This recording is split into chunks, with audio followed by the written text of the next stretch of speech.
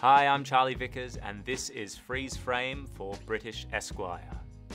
Okay, here we go. The King of the Southlands turned himself in, Lord Father. Says he wants to negotiate. Okay, so the King of the Southlands turned himself in. So this is all part of Sauron's plan. At the end of the first season, you see, the final shot, you see Sauron walking back down into Mordor. So this scene picks up, Sauron has been captured by Adar, by his forces, and he's taken into the camp, and now he's ready to negotiate. So let's watch him negotiate. Let my people go.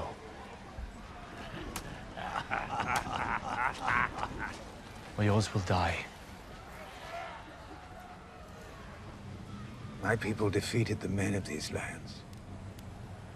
We defeated the elves who came to their aid. We even defeated their allies, the men from beyond the sea.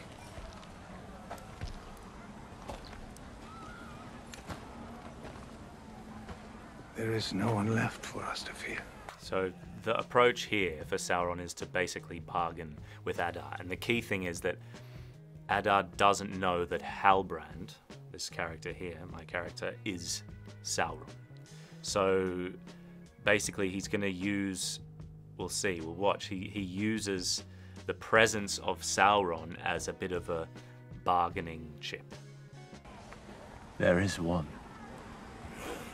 Since Galadriel's defeat, she sought out a new ally, an ancient sorcerer, to instruct the elves in forging a new weapon. Sauron.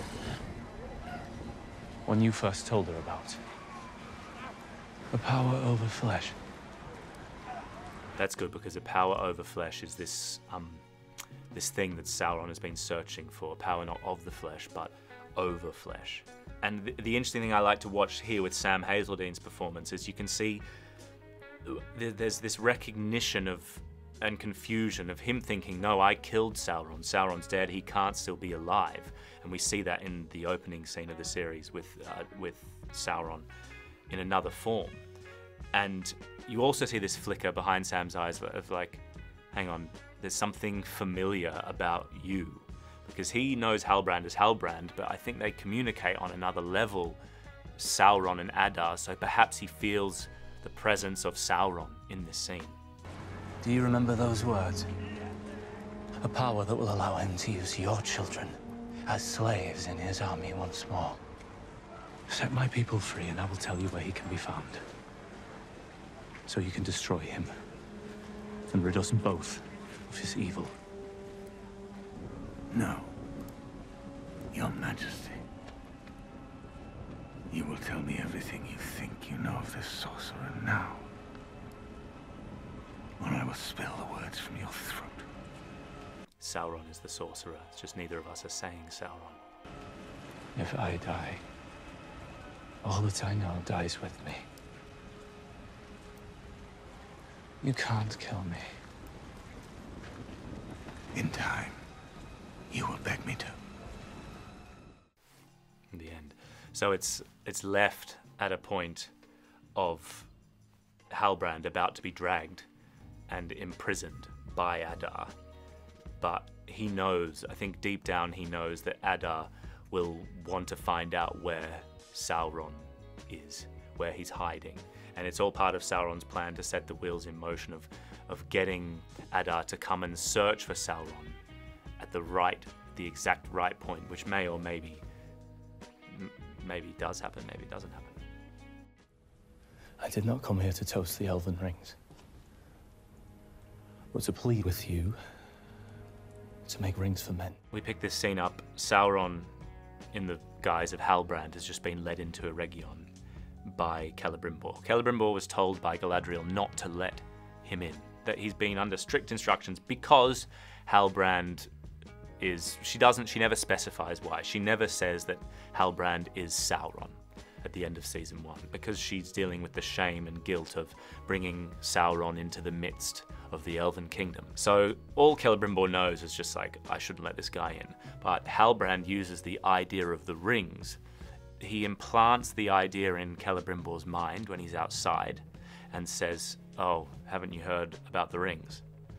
And then Celebrimbor can't resist. His hubris and desire to achieve overpowers any sense of like, maybe this guy is bad news, and he invites him in. So when we pick this scene up, they're just meeting together for the first time, and Celebrimbor wants to know about the rings. The 3 elven rings that were crafted at the end of the first season. He wants to know if they worked in stopping the decline of the elven people. And Sauron, of course, knows if they did work. And if he doesn't know, he's making an educated guess. Rings for men? You saved the elves. Elves are not men. Men are covetous. And this is the first point after Celebrimbor has learned that the rings have worked. Halbrand is now pitching the next point of the journey, which is to make rings for the other people of Middle-earth, men, dwarves, and here he's focusing on men because he believes that Sauron believes that they are the most, I guess, chaotic part of Middle-earth that he needs to order. So this is quite a big deal, and you can see that he's about to use a big tactic to try and convince Celebrimbor to do this. The risks of corruption are far greater. And even if I did wish to forge more rings, the dwarves would never provide the meat. I think you'll find the dwarves facing a dilemma all their own. What dilemma? What are you talking about, Halbrand? Here he makes a decision to reveal his true form to Celebrimbor to convince him what to do. My name is not Halbrand. What? When Galadriel discovered the truth, she cast me out. And I dare not risk the same happening with you. I take it then you're not a king. No. Not a king. Not a Southlander. Not even mortal. What are you? There are forces in this world, beyond evil, Celebrimbor. And sometimes they send aid in the form of an envoy.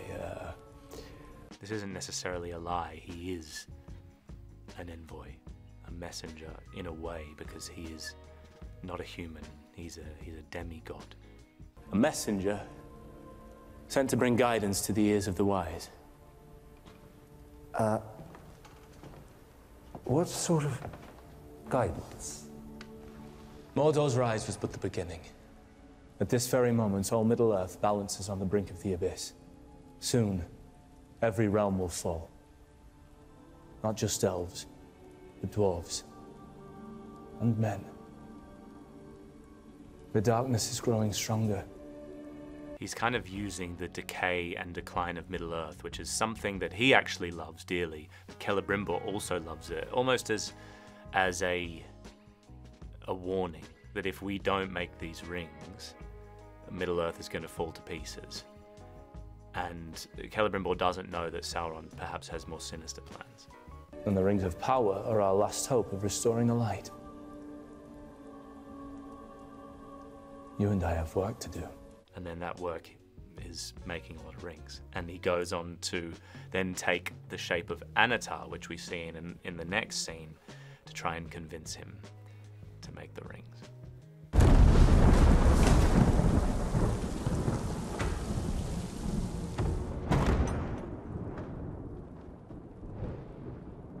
Halbrand? So this is Halbrand revealing himself as Anatar to Celebrimbor. So basically this scene takes place when Halbrand has come back to Eregion. He's been set free from Mordor, from that scene we watched before, and he's basically been set free to go and find Sauron. Little does Adar know that he is Sauron. So now he's been let into Eregion by Celebrimbor, after basically telling Celebrimbor, well, the rings that we crafted at the end of season 1, they've worked. And Celebrimbor, it's human nature, because of his hubris, he wants to know. So I remember filming this. This was a really fun day. We filmed this all in sequence. It has a big lead up. Half the day I spent as Halbrand, the other half I spent as Adar. So he turns around and Halbrand, who's been sitting in front of him having a conversation with him, has vanished. Halbrand!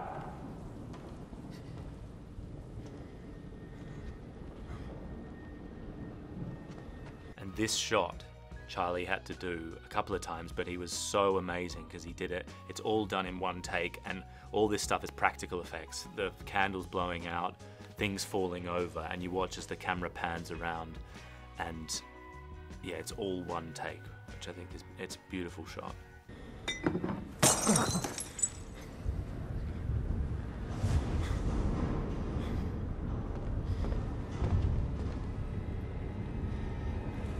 Halbrand!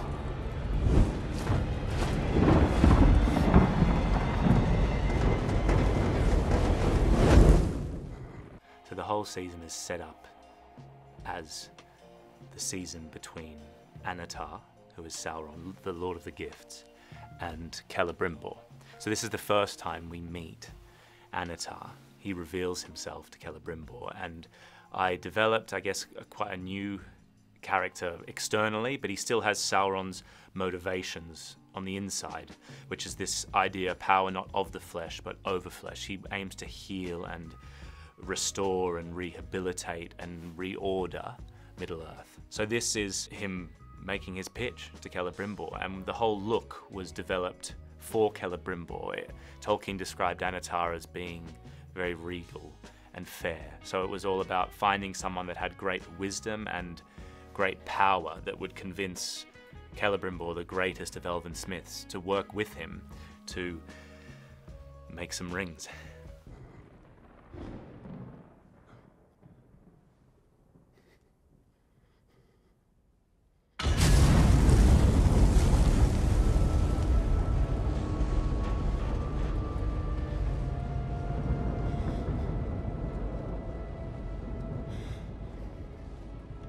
I have walked through the dusts and the deserts of faraway lands.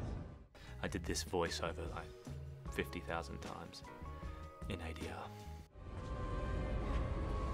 In search of an artist possessing the craft to save all Middle-earth.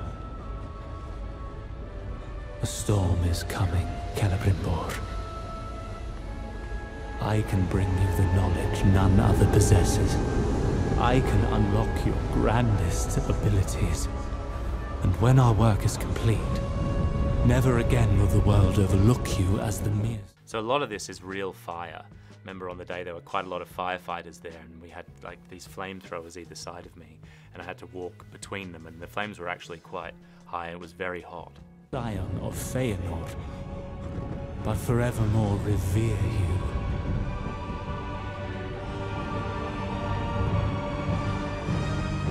The Lord of the Rings.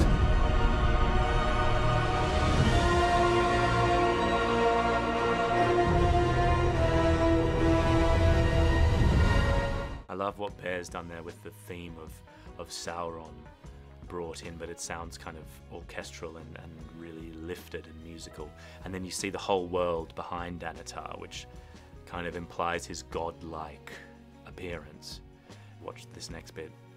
It's quite hard when you walk downstairs as an elf, because you're not allowed to look down. It's one of the rules of being an elf, and it means you trip over your cloak a lot. So I'm about to walk down a whole flight of stairs, and let's see if I look down. Hopefully not.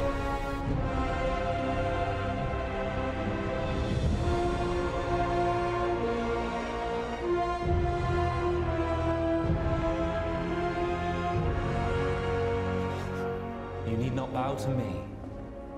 But I have beheld your natural form. Rise.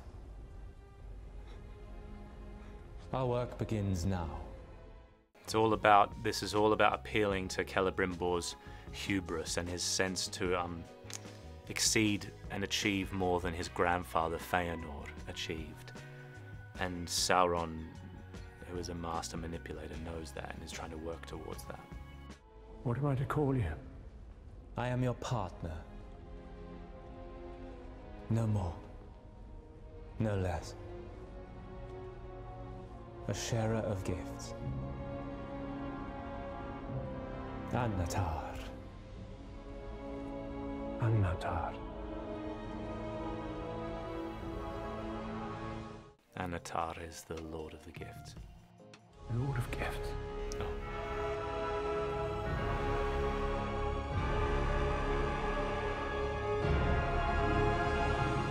Thanks for watching. You can catch Rings of Power on Prime Video now.